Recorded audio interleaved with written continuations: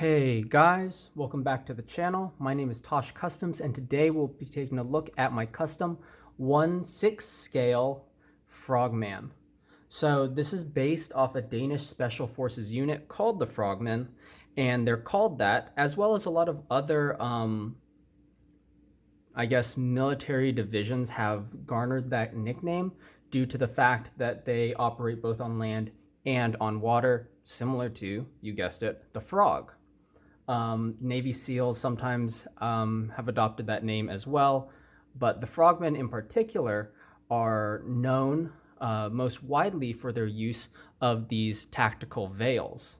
And so I really like that look. I love how mysterious and ominous it looks, especially when you imagine that just sort of breaking the surface of the water. And so I've been wanting to make a figure for that for a long time. Originally, my thoughts were to make it in 1/12 scale, and then I realized just the amount of military and very realistic gear that's available in 1/12 scale. It's just not a lot. There's a lot more DC and superheroes in that line, and so in order to make this guy the way I wanted him to look, I decided to opt for 1/6 scale. So with that, let's talk about accessories. So I do have a couple on him already. So let's take off his rifle here. And then he also has his pistol. And we'll talk about his whole rig and kit in just a little bit. And I took the pistol mag out because I want to show you guys something already. So I'm going to set him off to the side for now, and let's talk accessories. So first we have the AR, and let me refocus the camera here. We have the AR, and as you can see, super clean. I did, and I'm going to adjust my lighting here so you can see it. I did dry brush everything in a black gray and then run some gunmetal over it, and I think there we go. You can see that gunmetal fleck over the surface. This piece comes with his muzzle brake on the barrel.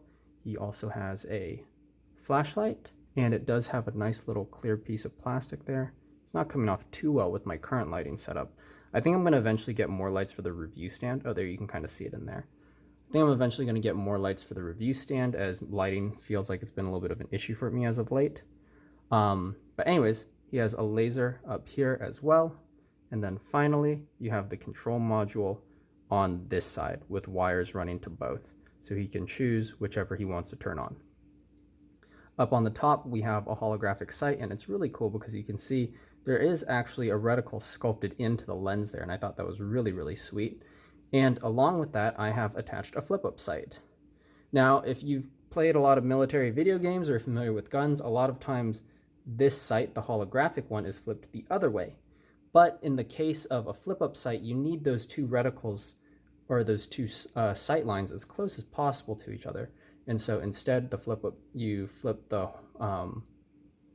holo backwards, and then you have your flip-up scope for extra magnification.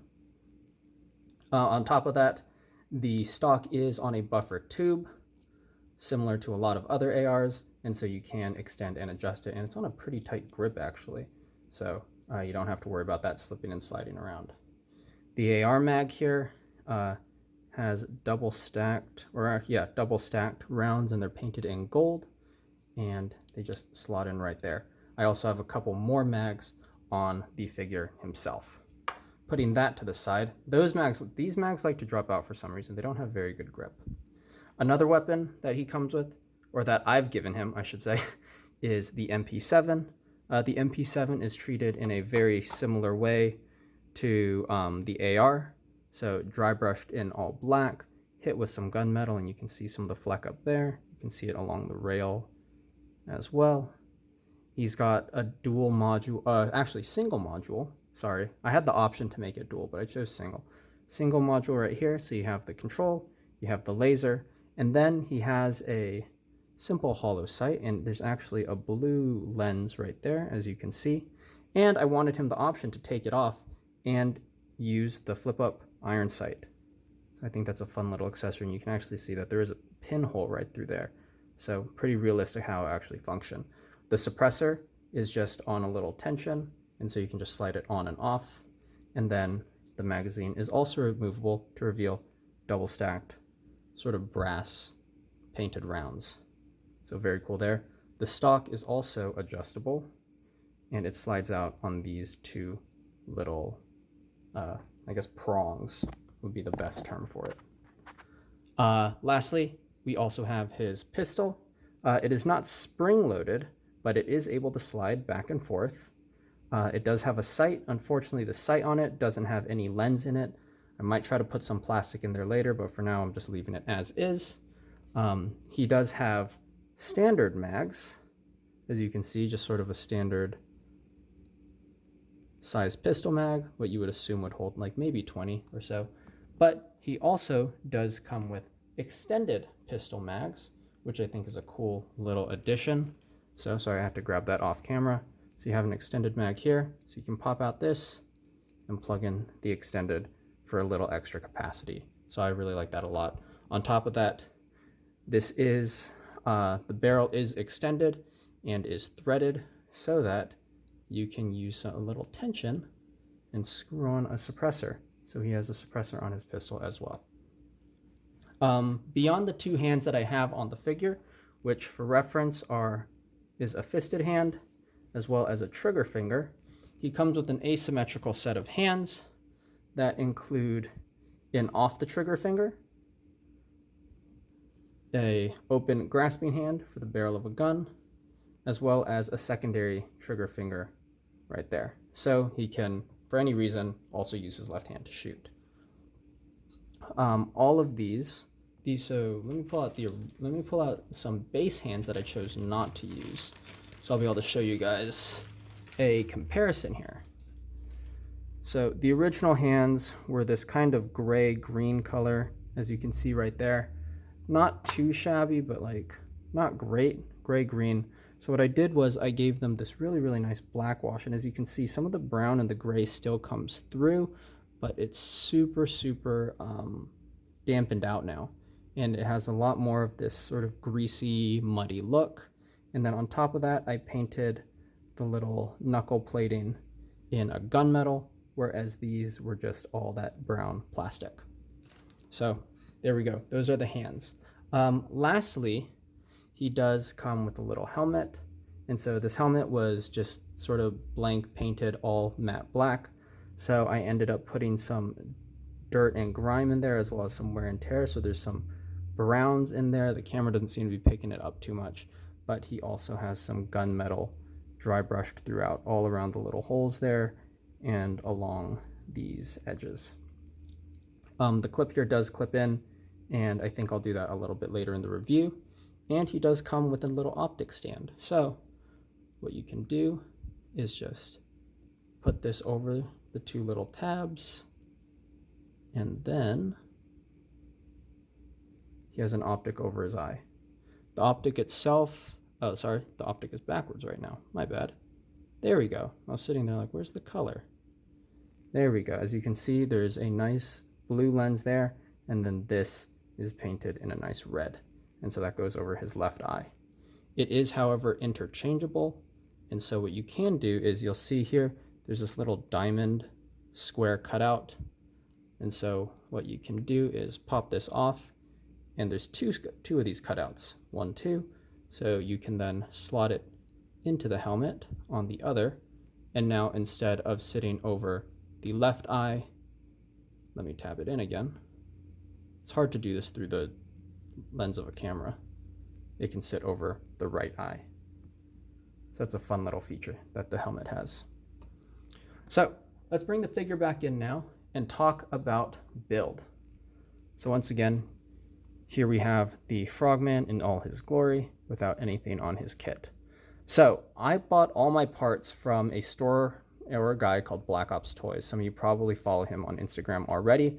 I've bought a couple things from him before, but mostly for Mezco customs. And so instead, I was like, I know he has this huge, huge selection of 1/6 scales. So why don't I use him to help build this guy? Unfortunately, the feet are like not fully flat, so they don't like standing too well unless I take some time to really balance him out. I'm going to get a stand for him eventually, but I just don't have him right now. So you're going to have to just ignore my right hand holding him here.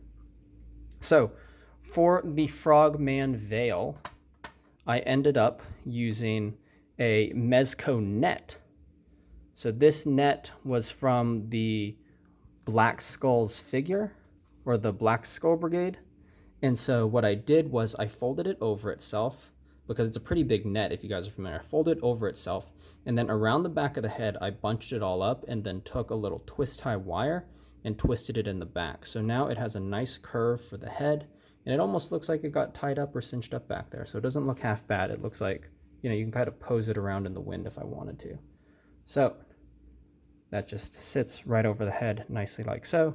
And you can see it's got a pretty nice curve on it for the top of the head there. So no harm, no foul there. Pretty good veil, I think. The head itself, I have a balaclava over it right now, but the balaclava is a very nice stretchy fabric, and so I'm able to pull that off to reveal the head.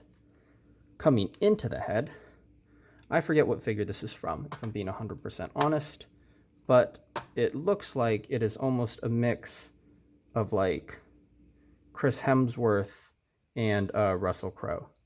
And it's good that you really can't see the eyes, because you shouldn't, but I wish the camera would pick it up. Let me see if I can adjust the focus here a little bit more and adjust my lighting setup. There we go. The shadows are just really, really deep on this review stand right now. And actually, let me see if I can turn on some backlight. There we go. So got a little bit extra light on the face now, and as you can see, he's got his eyes, and around it I've painted this black eye makeup. As I was reading about the Frogmen, the idea of the veil and the net, and they also do use this black eye paint, is to just cover any discernible features of the soldier underneath. Your goal is anonymity, stealth, and ultimately just to look like an intimidating moving force when they push in as a squad. And so none of the soldiers should really be seen. So I added this black eye paint all around.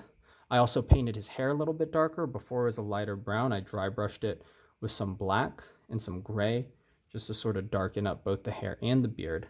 And then I did a black wash over the forehead, and then did a black, gray, brown dry brush over the forehead. And so as you can see, deep in the pores there, you can see that it's dark underneath, as well as you can see that some of the surface wrinkles on the forehead are also picked out in some of that black gray. And the eye paint is a mix of a semi-gloss and a gloss black, and so you can see there's a little bit of some depth of the black, as well as some of the texture there too. So that's the head out of the way.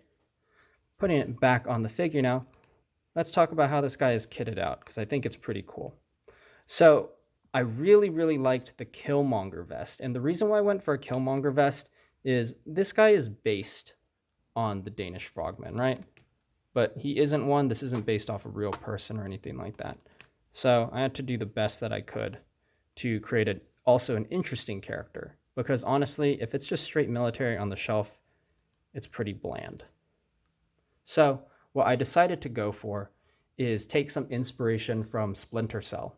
And so I was looking at Sam Fisher's kit for his body armor before he got like the really futuristic bodysuit. And what I was noticing was that he had some chest plating, as well as more of like a tactical camo. And so then after that, I looked at the Frogman kit, and I noticed that they did sort of the Molly vest over the front. And so I sort of decided to mix the two. So we went for some thinner black combat pants, still loose, but instead of the traditional military where it goes over the boot, it's tucked into the boot. It just looks a little bit sleeker, and it makes the material look a little less heavy. We went for some knee pads there.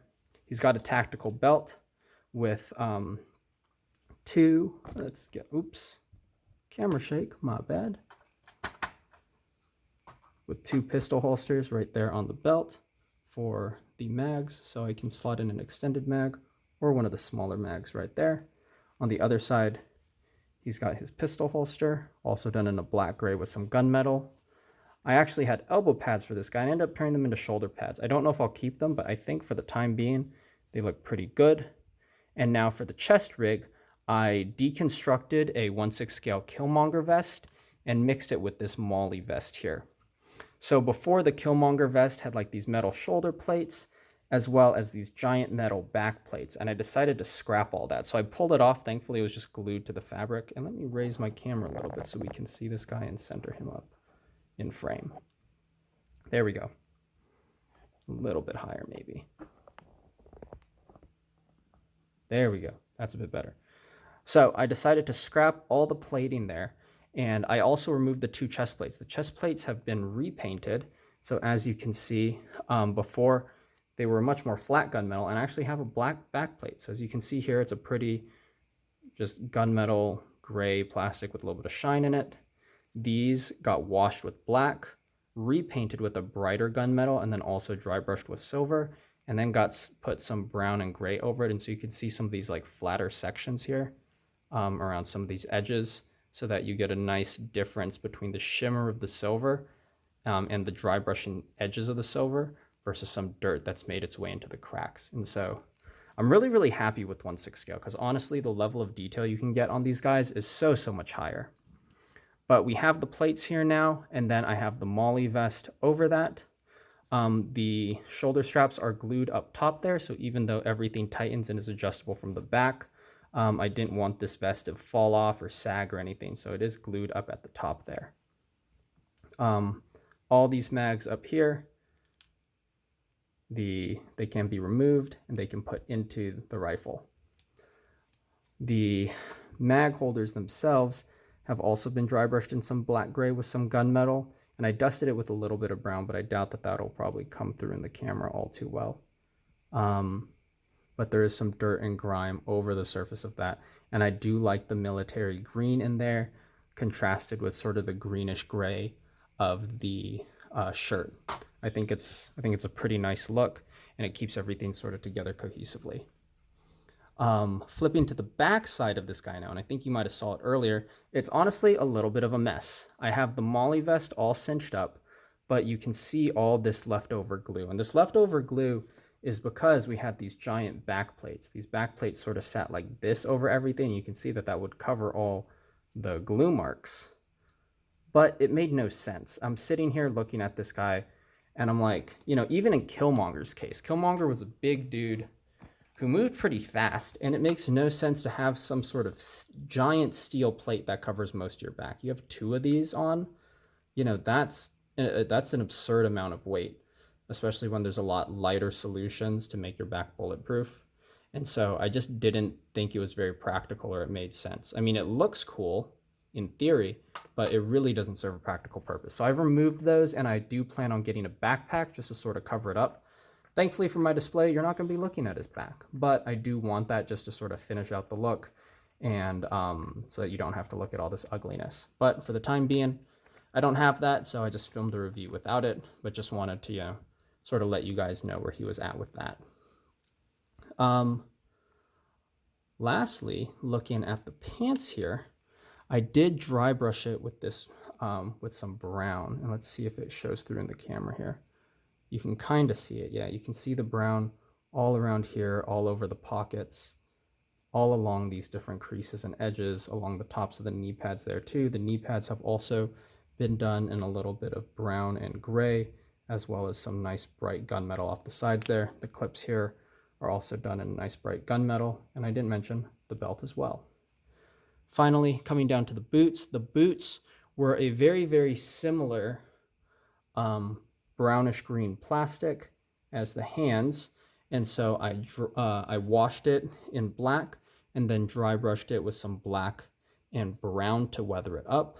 I think the black and brown probably shows most clearly here in the boots. If I can once again adjust my lighting here. Yeah, you can kind of see it. It's not showing too much in the camera, unfortunately. Once again, I'll work on a lighting solution. But there is some nice black and brown there, but what you will definitely be able to see is all the little metal buckles that I've picked out in gunmetal. And so, once again, there's so much extra detail you can add in 1/6 scale. I mean, obviously, because you have a lot more room, but it feels really good to have a guy like this who, you know, genuinely looks like he can fight, and he looks well proportioned, and you're able to add all the dirt and grime. Feels so cool. I love 1/12 scale, and it's not like I'm going to stop working with it or anything like that. But you got to admit the detail that I've been able to bring out of this guy is just far superior to what you can do in a 1/12 scale. And obviously, this guy, as much as he's a custom, I would say, to a large degree, he is a kit bash. Most of my parts were bought off from Black Ops Toys. So once again, thanks to him. This isn't sponsored or anything, but it's just good to recognize where I got it from. So please go check him out. He's got a pretty cool page where he does other kit bashes and things like that.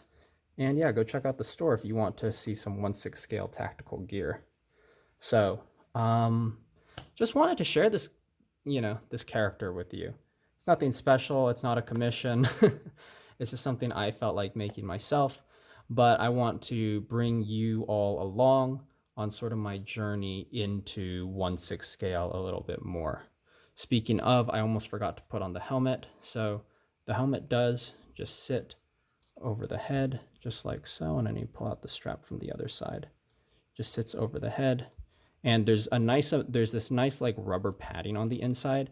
And so it fits really snugly, but it doesn't scratch any of the paint on the head, which is super, super cool. And then all you have to do is just, let's tab this back in here. Tabs that in, and I'm going to rotate the edge of that lens there. And then it can just sit over the top. And so now he's ready with his NVGs. So yeah, super, super cool custom, super, super cool parts. Really, really awesome to make this guy, and I can't wait to have him more on my shelf. Sorry for the fact that I have to keep holding him. There's no other way he's going to stand, honestly. I wish there was, but the boots just aren't very posable. That is one thing I will say about most figure parts, is they have this full rubber boot. There are two types of rubber boots. There's peg type, which is just like a ball peg port that sits at the bottom of the foot.